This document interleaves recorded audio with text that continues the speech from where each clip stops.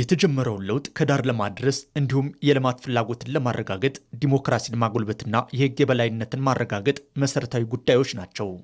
ለዚህም መንግስት ደህንነታቸውን የጠበቁ ዜጎች የሚንቀሳቀሱባት ሀገርን ለመፍጠር የሕግ የበላይነትን ማስከበርና አብይ አጀንዳው አድርጎ እየተንቀሳቀሰ ይገኛል። በሀገሪቱ ሰላም ሰፍኖ የሚፈለገው ኢኮኖሚያዊ እድገት እንዲረጋገጥና ህዝቡ በየደረጃው ተጠቃሚ እንዲሆን የሀሳብ የበላይነትን ማስከበር የሁሉም ዜጋ ዋና ጉዳይ ነው። በሀገሪቱ ዘላቂ ሰላም ዋስትና ያለው ዲሞክራሲ እንዲሰፍን ኢኮኖሚያዊና ማህበራዊ እድገት እንዲፋጠን በሀሳብ የበላይነት ላይ የተመሰረተ ፖለቲካን ማዳበር ወሳኝ መሆኑንም ፖለቲከኞች ይገልጻሉ። የሀሳብ የበላይነት ደግሞ ያለ ገኖ ያልወጣበት ፖለቲካ የትም ስለማያራምደን ዲሞክራሲም የሚታሰበው የሀሳብ የበላይነት ሲኖር ነው። የበላይ የሆነ ገዢ የሆነ ሀሳብ ነው ዲሞክራሲን የሚያመጣው እንጂ ዲሞክራሲን ስለተመኘ ነው ብቻ አይመጣም። በፖለቲካ ዓለም ውስጥ የሀሳብ የበላይነት ነው ማሸነፍ ያለበት። ማሸነፍም የሚቻለው በሀሳብ የበላይነት እንጂ በጠመንጃ አፈሙዝ አይደለም የሚሆነው። ፖለቲካ ከራስ ተሻግሮ ስለ ጋራ ጉዳዮች የሚወሰንበት መንገድ በመሆኑ የሀገርን ደህንነትና ብሔራዊ ጥቅምን ለማረጋገጥ የሚሰሩ ስራዎች ወሳኝ ናቸው። የሀሳብ የበላይነት የሚመርጥህ ያንተ ቮተር ጋር ሄደህ ያንተን ሀሳብ ገልጸህ ስታሳምነው ቁጭ ብለህ ተወያይተህ ከህዝብ ጋር ከሚመርጥ ጋር ከሚደግፍ ጋር ከአባላቶች ጋር ፓርቲዎች ለህዝብ ጥቅም የመቆም ኃላፊነት አለባቸው።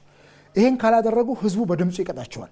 የሀገርን ጥቅም ያስቀደመ ፖለቲካዊ ምህዳርን በመፍጠር ሂደት ውስጥም ፖለቲከኛው መፍትሄ ያለው የሀሳብ ባለቤት መሆንን ይጠይቃል። መፍትሄ የለውም፣ ይጮሃል። በጊዜያዊ ችግር ይጮሃል።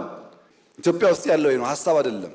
በየተራ መጮህ፣ በየተራ ተበዳይ መሆን፣ በየተራ ከሳሽ መሆን፣ በጋራ የሚል እሳቤ አለመያዝ፣ የሀሳብ ሉዓላዊነት በመደመር አሸናፊነት ለማምጣት ሚዛናዊ የሆነ አመንኳዊ የሆነ የሀሳብ ፍትጊያ ያስፈልጋል። ዘላቂ ሰላምን ለማረጋገጥ በጋራ የሚታገሉት የፖለቲካ ፓርቲዎችም በብሔራዊ ጥቅም ጉዳዮች ላይ ከመንግስት ጋር በጋራ መስራት ይጠይቃል።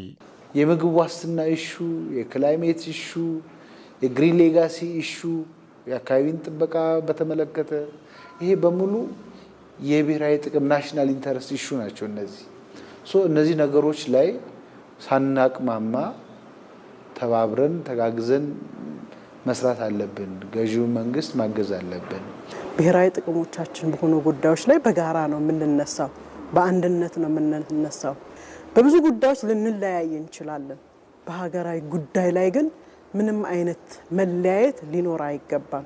ህብረ ብሔራዊነትን ማጎልበት፣ የወንድማማችነት እሴትን ማሳደግና መጠበቅ፣ ይህን ምህዳርን ማስፋት የሀሳብ የበላይነትን የማረጋገጥ መንገድ ነው። የሀሳብ የበላይነት ለሀገር ህልውናና ለህዝቦች ሰላም መድን ነውና